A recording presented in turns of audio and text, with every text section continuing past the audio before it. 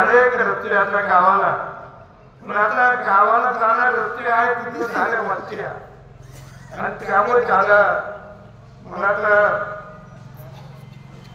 भाऊ सांगत होता की 800-850 लोक पुढे राहतात त्या रस्त्यावर, एवढी लोकसंख्या वाढली.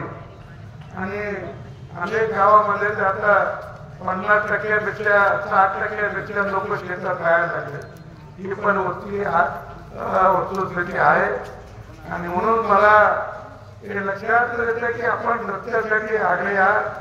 आता परवाच्या नागपूरच्या अधिवेशनामध्ये देखील आपल्याला 40 कोटी रुपयाचे रस्ते या एकट्या फुलंब्री तालुक्यात मंजूर झाले.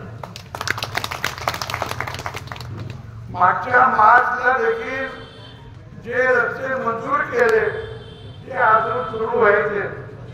त्याचं एस्टिमेट करण्यात आलं, त्याचं टेंडर निघतील आणि पुन्हा हे 40 कोटी. आणि आता मार्च येतोय 3 महिन्यांनी, कदाचित त्याच्यात सुद्धा आणखी रस्ते होतील. पण हे रस्ते जे कुठचे रस्ते होतात बजेटमध्ये रस्ते होतात जिल्हा प्रमुख मार्ग,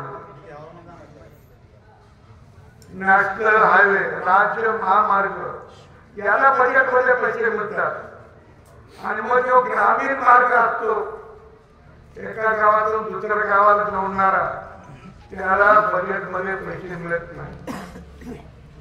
हे जे सगळे जिल्हा मार्गाला पैसे मिळाले, पण जे ग्रामीण मार्ग आहे त्याला एक डेप्युटेशनतून घ्यावं लागतं, नाहीतर आमदार फाटल्यातून द्यावं लागतं, नाहीतर 25-15तून द्यावं लागतं.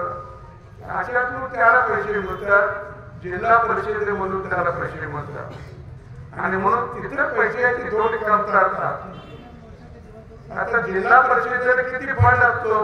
300-350 कोटी.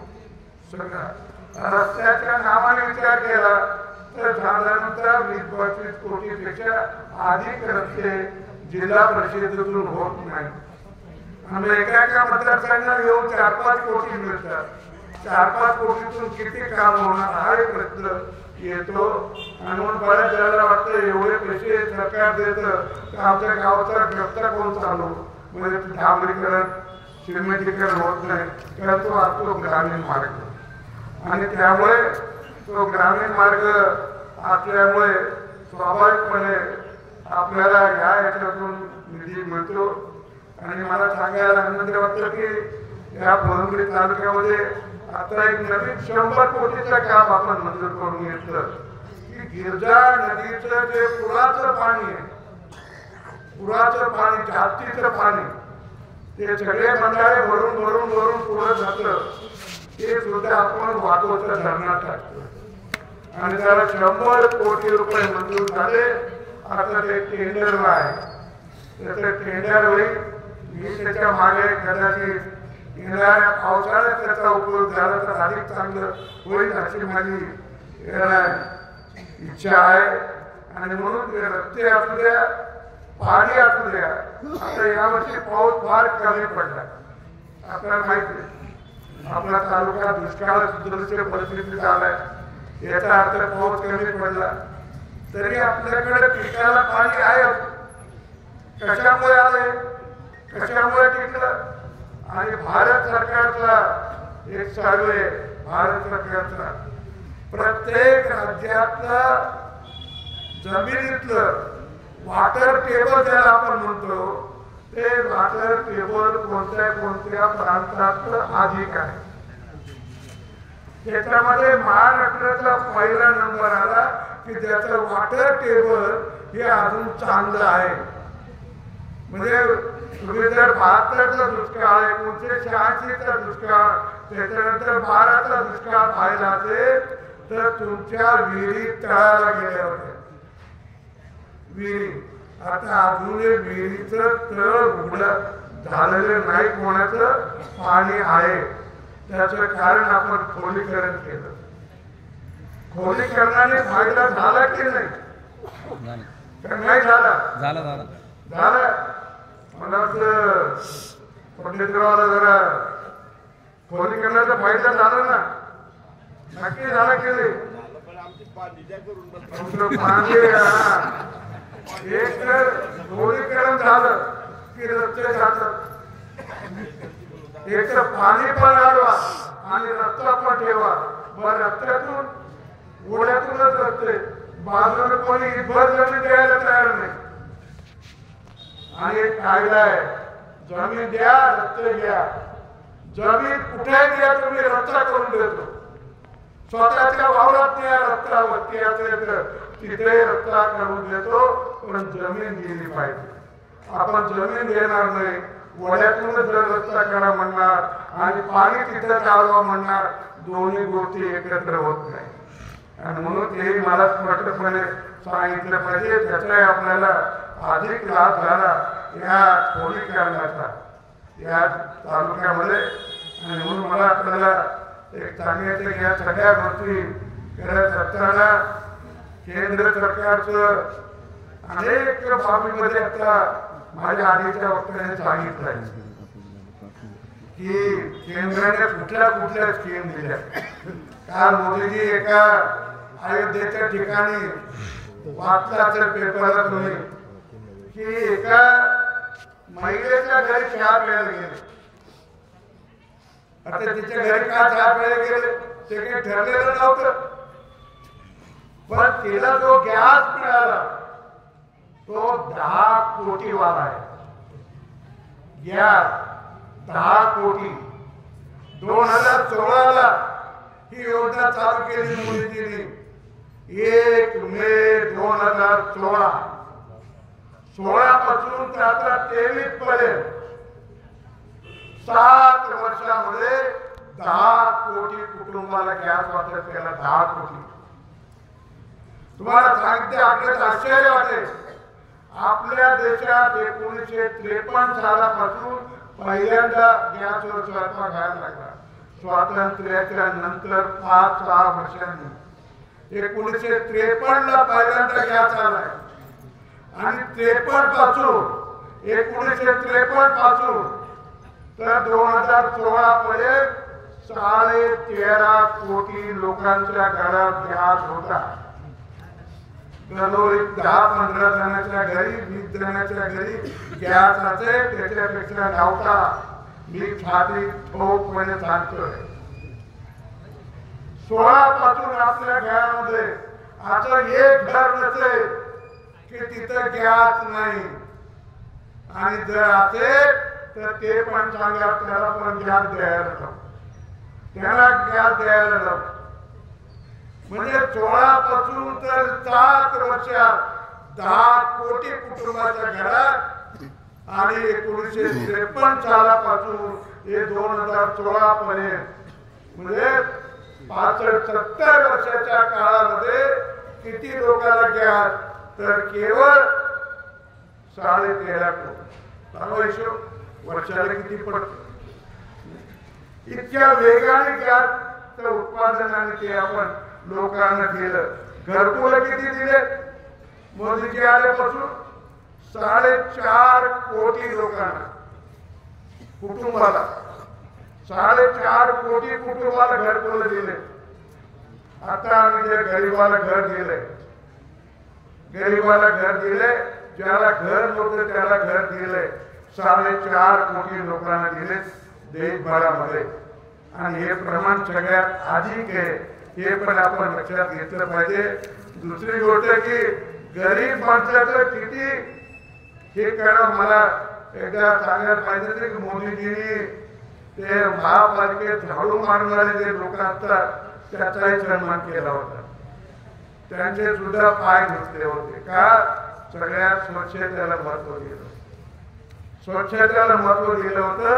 आणि आता एक बातमीमध्ये तुम्ही वाचते असेल सगळ्या पेपरमध्ये, तर तिथं एक बोगदा करताना सडकेचा बोगदा करताना 41 कामगार अडकले होते. 16-17 दिवसानंतर त्याला बाहेर काढलंय. अमेरिकेसारख्या देशातून पाहिजे त्या मच्छरी आणायला लागल्या तरी आणल्या. त्याच्या मिलिटरीच्या विमानातून काय काही कामं तिथं पोहोच केलं आणि तिथं त्या लोकांना बाहेर काढलं. पण अशी जी एक दुर्घटना मला बहुतेक ते चाल आहे 82-83 तर असेल किंवा त्याच्या सुमाराचं असेल. धनबाद बिहार मध्ये धनबाद तिथं कोळशाचं मोठ्या खाणी आहे. तिथं 100 पेक्षा जादा मजूर कोळशाच्या खाणीत अडकले होते. त्यावेळेला नाही काढता आले. प्रेत बाहेर काढली. मोदीजीने जिवंत माणसं बाहेर काढली आणि पूर्वी अशा प्रसंगाला प्रेत बाहेर घ्यावं लागले हे आपण लक्षात घेतलं पाहिजे. आणि म्हणून मला असं वाटतं की आपण या सगळ्या कामाच्या दृष्टीने खूप याच्यावर बोलता येईल. आता परवा गडकरींनी एक घोषणा केली. गडकरी म्हणजे ते रोडकरीचे त्यांचं नाव रोडकरी मात्र त्यांना टेकले आणि रस्ते देखील असे चांगले केले. परवा त्यांनी सांगितलं की 5 वर्षामध्ये अमेरिकेच्या तोडीचे रस्ते करून दाखवतो. अमेरिकेच्या तोडी आता झालेच आपल्याकडे. अमेरिकेच्या तोडीचे रस्ते इतके चांगले रस्ते झाले. आपण पाहिलाय समृद्धी मार्गे पाहिला. आपण आणखी अनेक रस्ते पाहिले. आता आपला संभाजीनगर ते जळगाव रस्ता झाला चांगला. पण कष्ट झाले काही लोकांना. खूप बातम्या वाचत होतो. बेडकरच्या उड्या मारत जावं लागतं. काय करावं लागतं. आता चालतच असतं गोष्टी. आम्हाला काही तसं हे नाही. आणि म्हणून मला आपल्याला सांगायचं की रस्त्यासाठी सुद्धा आपलं सरकार सगळ्याच गोष्टीमध्ये करतं. पण मी नेहमी 2 गोष्टीची आपल्याला आठवण करून देतो. एक अपघात विमा योजना 12 रुपये. 12 रुपये वर्षाला भरले की 2 लाखाचे कवडे. आम्ही किती जण काढतो माहित नाही. पण रोज अपघात होतात. काल आमच्या करमाळ ते पिंपरी रस्त्यावर 3 जण जागेवरच गेले. त्याने 12 रुपयाचा विमा काढला असेल तर कुटुंबाला 2-2 लाख रुपये मिळू शकतात. नाही त्याच्या आधार पाण्याला पाहिजे त्याचा लाभ होतो. पण करत नाही लोक. इतकी चांगली योजना. दुसरी अटल पेन्शन विमा योजना 18 वर्षापासून 40 वर्षापर्यंत 700 रुपये वर्षाला भरा आणि 60 वर्षापासून 100 वर्षापर्यंत दर महिन्याला 1000, 2000, 3000, 4000, 5000 रुपयापर्यंत. नवरा बायकोने भरलं तर तुम्हाला म्हातारपणी 10,000 रुपये महिना घरी येतो. 10,000 रुपये महिना घरी येईल. कोणा पोराकडे काही हात पत्राची गरज नाही. ही जगातल्या योजना आहे. जगात नाही अशी योजना केली मोदीजीने. पण आम्ही अजून त्याचा लाभच घेत नाही. अजून लाभ घेत नाही. त्याचं कारण आणि या लाभ घेण्यासाठी आपल्या गावात रथ आले होते. आता विकसित भारत हा रथ तो त्याच्यासाठीच होता की तुम्हाला योजना तुमच्या पदरात पडलं की नाही त्या सांगण्यासाठी. नसेल तर त्या लिहून घेणार होते. ते काही गावात लिहून घेतल्या. काही लोकांनी सांगितलं. गावात आल्यावर कळलं योजना. काही जणांना लिहून द्यायला की मला मिळत नाही. आता त्याचं काम पुढे सुरू होईल. त्यांना पण योजना मिळेल. म्हणजे या देशातला कोणताही गरीब माणूस या योजनेपासून दूर राहू नये ही सरकारची आणि केंद्र सरकारची इच्छा आहे. आणि म्हणून मला आपल्याला एवढं सांगायचं की माझ्या हातात निवेदन आले. ते निवेदन मी पाहतो. काही ठिकाणी सभागृह मागितले. धर्मकार समाजाचं निवेदन आहे. स्थानिक सभागृह मागितले. ग्रामपंचायतच्या सदस्य आमच्या श्रीमाताई उमाळे यांनी पण 2-3 पत्र दिले. त्याचा मी विचार करतो. जे बसण्यासारखे ते नक्की करून देईल. त्याचा काही विचार नाही. दुसरा एक नेहमीच रस्ता येतो की तो खांडी पिंपळगावचा रस्ता तो राहिला की अजून नाही. अपुरा आहे. वरकड नाही घेतलेला आहे तो. काही कॉन्ट्रॅक्टर जे आहे ना तुम्ही त्याचा कॉन्ट्रॅक्टर रद्द करा. दंड वसूल करा. आणि पुन्हा त्याला कुठलाही या फुलंब्री माझ्या मतदारसंघामध्ये त्याला काम देऊ नका. असे ते नालायक असतात ना, कॉन्ट्रॅक्टर काम घेता आणि करत नाही. आता किती वर्ष झाले त्या रस्त्याला 23 वर्ष. आणि तुम्ही काय करता? तुम्ही काय नाही मागा लागत. पत्र दिलं नाही तर कॉन्ट्रॅक्ट रद्द करा त्याचा दुसऱ्याला द्या ना. कोणी येऊनच पाहत नाही तिकडे. काय आहेत काय नाव मला माहिती आहे काय कॉन्ट्रॅक्टर त्याला पुन्हा काम देऊ नका त्या लोकांना. त्याचे रस्ते पूर्ण मला या मार्च मध्ये पावसाळ्यापर्यंत जे काम आहे ते सगळे पूर्ण झाले पाहिजे. नाही तर मी तुमच्या अधिकाऱ्या सगळं तक्रार करीन.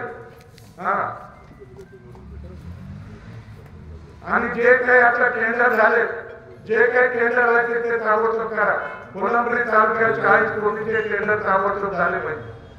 त्याचे टेंडर निघाले की रस्ते चालू होईल.